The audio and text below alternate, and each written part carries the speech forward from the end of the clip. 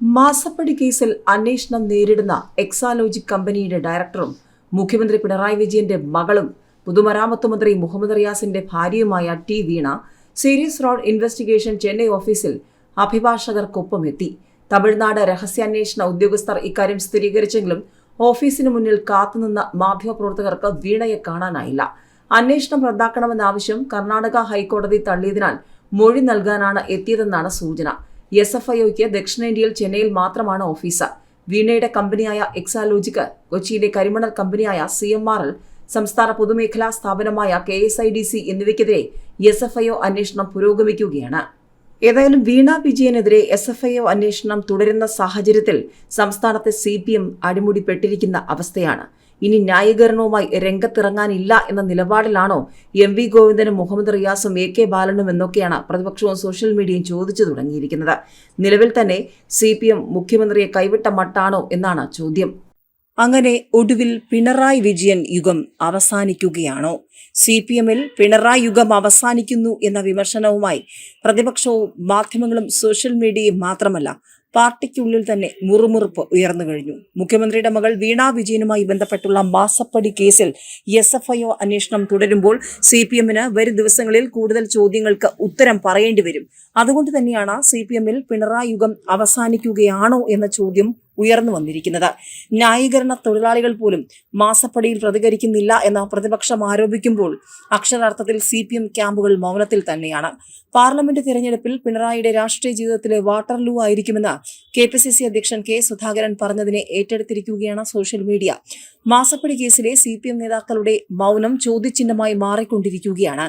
മാസപ്പടി കേസിൽ SFIO അന്വേഷണം തുടരാമെന്ന കർണാടക ഹൈക്കോടതി വിധി പുറത്തുവന്നതിനു ശേഷം പിണറായി വിജയന് CPMൽ നിന്നുള്ള പിന്തുണ കുറയുകയാണ്. മുഖ്യമന്ത്രിക്ക് പ്രതിരോധമൊരുക്കാൻ ചാടി വീഴുന്ന നേതാക്കളെ ആരെയും കാണാനില്ലെന്ന് വിമർശനങ്ങൾ ഉയരുകയാണ്. മാത്രവുമല്ല CPMൽ പിണറായി യുഗത്തിന് അന്ത്യമാകുന്നു എന്നതിന്റെ സൂചനകൾ പുറത്തുവരുന്നു എന്നാണ് വിമർശകരും ആരോപിക്കുന്നത്. മാസപ്പടി കേസിലെ CPM നേതാക്കളുടെ മൗനം ചോദ്യചിഹ്നമായി മാറിയിരിക്കുകയാണ്. മുഖ്യമന്ത്രിയുടെ കുടുംബം നടത്തിയ സാമ്പത്തിക തട്ടിപ്പിനെ ന്യായീകരിച്ചാൽ നാറുമെന്നും ജനരോഷം തങ്ങൾക്കെതിരെയും ഉണ്ടാകുമെന്നുമുള്ള തിരിച്ചറിവിലാണ് പിണറായിയുടെ നാവായി പ്രവർത്തിച്ച AK ബാലനെ പോലുള്ളവരുടെ ഉൾവലിയലിനെ വിലയിരുത്തുന്നത്. CPMലെ പതിവ് ന്യായീകരണ തൊഴിലാളികളായ നേതാക്കൾ പോലും മാസപ്പടിയിൽ പ്രതികരണത്തിന് തയ്യാറാകാതെ അകലം പാലിക്കുകയാണ്. പ്രതിരോധം തീർക്കുന്നതിൽ CPM സംസ്ഥാന സെക്രട്ടറി MV ഗോവിന്ദനും U-ടേൺ അടിച്ചുവെന്നാണ് വിമർശനം.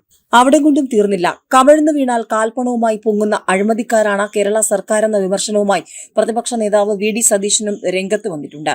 പിണറായി വിജയൻ മുഖ്യമന്ത്രിയായി ഇരിക്കുമ്പോഴാണ് മകളുടെ ഷെൽ കമ്പനിയിലേക്ക് കോടിക്കണക്കിന് രൂപ പ്രവഹിച്ചതെന്ന് പ്രതിപക്ഷ നേതാവ് VD സതീശൻ. അന്വേഷണം അവസാനിക്കുന്നതുവരെ പിണറായി വിജയൻ മുഖ്യമന്ത്രി സ്ഥാനത്ത് നിന്നും മാറി നിൽക്കണമെന്നും VD സതീശൻ ആവശ്യപ്പെട്ടു. കേരളം ഭരിക്കുന്നത് അഴിമതി സർക്കാരാണെന്ന UDF വാദമുഖങ്ങൾ ശരിവയ്ക്കുന്ന സംഭവങ്ങളാണ് കേരളത്തിൽ നടക്കുന്നത്. മാസപ്പടി വിവാദം ഉണ്ടാകുന്നതിന് മുൻപ് 2021 ഒക്ടോബർ 1 കർണാടകത്തിലെ രജിസ്ട്രാർ ഓഫ് കമ്പനി എക്സാലോജിക്കിനോട് വിശദീകരണം ചോദിച്ചിരുന്നതായി കർണാടക ഹൈക്കോടതി പുറപ്പെടുവിച്ച വിധിന്യായത്തിൽ വ്യക്തമാക്കുന്നുണ്ട്. CMRL മാത്രമല്ല മറ്റു പല സ്ഥാപനങ്ങൾ ഉൾപ്പെടെയുള്ളവർ എല്ലാ മാസവും പണം അയച്ചിട്ടുണ്ടെന്ന ഞെട്ടിക്കുന്ന വെളിപ്പെടുത്തലാണ് വിധിയിലുള്ളത്. ഒരു സർവീസും നൽകാതെ ഈ കമ്പനിയിലേക്ക് എങ്ങനെയാണ് പണം എത്തുന്നത്? ഇതേക്കുറിച്ച് മുഖ്യമന്ത്രി തന്നെ വ്യക്തമാക്കണം.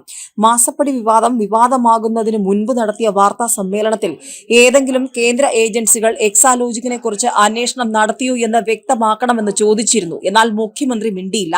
സ്വർണ്ണ കള്ളക്കടത്തിലും ലൈഫ് മിഷനിലും K-ഫോണിലും മെഡിക്കൽ സർവീസസ് കോർപ്പറേഷനിലും ഉൾപ്പെടെ എല്ലായിടത്തും അഴിമതിയാണ്. കമിഴ്ന്നു വീണാൽ കാൽപ്പണവുമായി പൊങ്ങുന്ന അഴിമതിക്കാരാണ് കേരള സർക്കാർ എന്ന് തെളിയിക്കപ്പെട്ടിരിക്കുകയാണ്. 8 മാസത്തേക്കാണ് SFIO അന്വേഷണം. ഇൻകം ടാക്സ് ഇന്ററിം ബോർഡും രജിസ്ട്രാർ ഓഫ് കമ്പനിയും ക്രമക്കേട് നടന്നിട്ടുണ്ടെന്ന് കണ്ടെത്തിയിട്ടും എന്തിനാണ് ഇതേക്കുറിച്ച് അന്വേഷിക്കാൻ 8 മാസം? കൂടിയാലോചനകൾക്ക് വേണ്ടിയാണ് 8 മാസമാക്കിയിരിക്കുന്നതെന്നാണ് തങ്ങൾ സംശയിക്കുന്നത്. ലാവ്ലിൻ കേസ് 39 തവണയെ മാറ്റിവെച്ചു. ലൈഫ് മിഷൻ കോഴക്കേസിൽ പ്രിൻസിപ്പൽ സെക്രട്ടറി ജയിലിൽ പോയിട്ടും മിഷൻ ചെയർമാനായ മുഖ്യമന്ത്രിയുടെ മൊഴി പോലും എടുത്തില്ല.